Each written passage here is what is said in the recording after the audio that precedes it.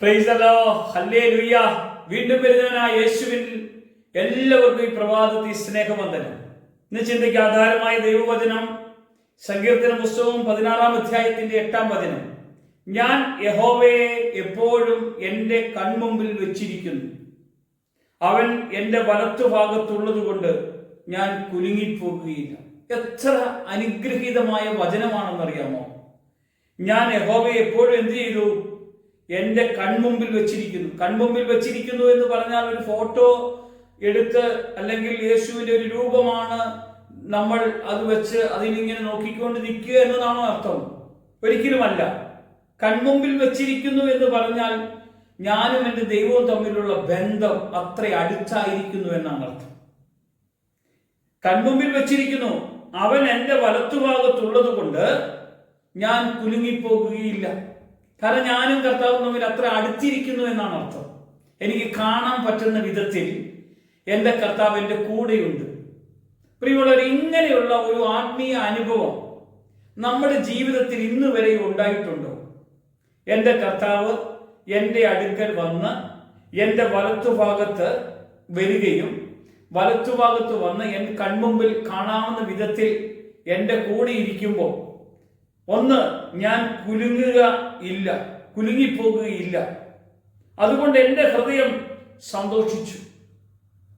അടുത്തു വന്നു കഴിഞ്ഞാൽ സംഭവിക്കുന്ന ഒരു ഒന്നാമത്തെ കാര്യം, ഒന്ന്, നമ്മുടെ ഹൃദയം സന്തോഷിക്കും. രണ്ട്, എൻ്റെ മനസ്സ് ആനന്ദിക്കുന്നു. രണ്ടാമത്തെ കാര്യം. മൂന്ന്, എൻ്റെ ജഡവും നിർഭയമായി വസിക്കും. മൂന്ന് കാര്യങ്ങളാണ് സംഭവിക്കുന്നത്. കൺമുമ്പിൽ കാണാവുന്ന വിധത്തിൽ എൻ്റെ കർത്താവ് അടുത്തു വന്നു കഴിഞ്ഞാൽ പിന്നെ എൻ്റെ ഹൃദയം സന്തോഷിക്കും. ഹൃദയം സന്തോഷിക്കണമെങ്കിൽ കർത്താവ് തന്നെ അടുക്കൽ വരണം പ്രിയമുള്ളവരെ. അല്ലെങ്കിൽ ഹൃദയത്തിൽ മുഴുവൻ വേദനയും ഭാരവുമായിരിക്കും നമുക്ക്. രണ്ട്, മനസ്സ് ആനന്ദിക്കും. മൂന്ന്, ജഡവും നിർഭയമായി വസിക്കും. കണ്ടോ, പാപം ചെയ്യാൻ കഴിയുകയില്ല. പാപത്തിൻ്റെതായ ബന്ധനങ്ങളെല്ലാം വിട്ടുപോകും. വീണ്ടും നോക്കിക്കേ, നീ എൻ്റെ പ്രാണനെ പാതാളത്തിൽ വിടുകയില്ല, നിന്റെ പരിശുദ്ധൻ ദ്രവത്വം കാണാൻ സമ്മതിക്കുകയുമില്ല. ഇവിടെ ദൈവത്തിന്റെ പ്രവൃത്തി, നീ എൻ്റെ പ്രാണനെ പാതാളത്തിൽ തള്ളിവിടുകയില്ല. യേശുക്രിസ്തുവിനെ കുറിച്ച് നമുക്ക് അങ്ങനെയാ കാണാൻ കഴിഞ്ഞു. പാതാളത്തിൽ തള്ളിവിടാൻ കഴിയാത്ത വണ്ണം ക്രിസ്തു മരിച്ച് നമുക്ക് വേണ്ടി ഉയർത്തു വന്നെങ്കിൽ, ഇവിടെയാണ് നമ്മൾ കർത്താവിനോട് കൂടെയുള്ള ബന്ധം എപ്പോഴും ഉറപ്പിക്കേണ്ടത്.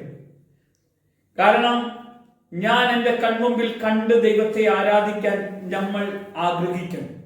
അപ്പോൾ നമുക്ക് നമ്മുടെ മേൽ വെളിപ്പെടുന്ന സംഭവങ്ങളൊന്ന് നോക്കാം. എപ്പോഴും അവനെ വാഴ്ത്തുക, പ്രാർത്ഥിക്കുക, നന്ദി പറയുക.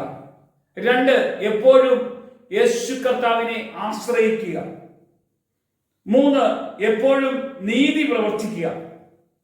നാല്, എപ്പോഴും സ്നേഹിക്കുക.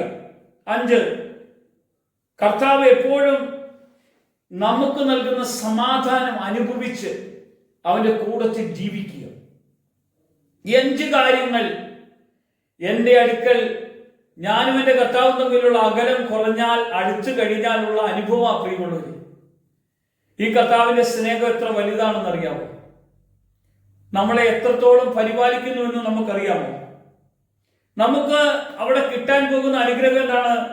നിർമ്മലമായ ഒരു ഹൃദയം, നിർമ്മലമായ ഒരു നടപ്പ്, നിർമ്മലമായ കൈകൾ, നിർമ്മലമായ ഒരു ശരീരം, നിർമ്മലമായ ഒരു മനസാക്ഷി, നിർമ്മലമായി നമ്മളെ തന്നെ കാത്തുകൊള്ളുന്ന ഒരു അനുഭവം നമുക്കുണ്ടാകാൻ ഇടവരും. എൻ്റെ കർത്താവ് എൻ്റെ അടുക്കൽ എനിക്ക് കാണാവുന്ന വിധത്തിൽ, എന്നെ സ്പർശിക്കുന്ന വിധത്തിൽ, എന്നെ തലോടുന്ന വിധത്തിൽ, എനിക്ക് വേണ്ടി അവന്റെ ശബ്ദം കാതുകളിൽ വന്നിടുമ്പോ എത്ര ആനന്ദമാ! പറഞ്ഞറിയിക്കാൻ പറ്റാത്ത വിധത്തിലാ നമ്മെ മാറ്റുന്നത് കർത്താവ്. ഇങ്ങനെ മാറ്റിയ കർത്താവിന്റെ കൂടെ സന്തോഷത്തോടെ ഒന്ന് ജീവിക്കാൻ പറ്റുമോ? ആനന്ദിക്കാൻ പറ്റുമോ? അവൻ എത്ര നല്ലവനെന്ന് നമ്മൾ എന്ത് ചെയ്യണം? രുചിച്ചറിയണം. നമ്മൾ മറ്റെല്ലാ കാര്യങ്ങളും രുചിക്കുന്നുണ്ട്. നമ്മുടെ കർത്താവിനെ ഒന്ന് രുചിച്ചറിയാൻ പറ്റുമോ?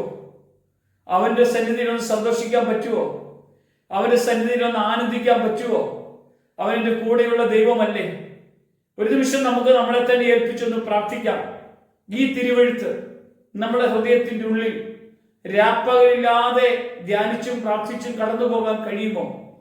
എന്റെ കർത്താവ് എന്റെ കൂടെ, എന്റെ കൺമുമ്പിലുണ്ട്. ഞാൻ ആവർത്തിച്ചു പറയുക, കൺമുമ്പിലുണ്ട്. അവൻ എന്റെ വലത്തുവശത്തുണ്ട്. അവൻ എന്നെ തൊടും. കർത്താവേ, അവന്റെ കരുത്താൽ എന്നെ ബലപ്പെടുത്തണം, അനുഗ്രഹിക്കണം. അവന്റെ കൃപയാൽ എന്നെ നിറയ്ക്കണം. അവന്റെ ശക്തിയാൽ എന്നെ സംരക്ഷിക്കുവാൻ, സൂക്ഷിക്കുവാൻ, എന്നെ നടത്തുവാൻ ഇതാ എന്നെ തന്നെ ഏൽപ്പിക്കുന്നു. എന്റെ കൂടെ അങ്ങ് കടന്നു വരണം. യേശുവിൻ നാമത്തിൽ തന്നെ ആമേൻ.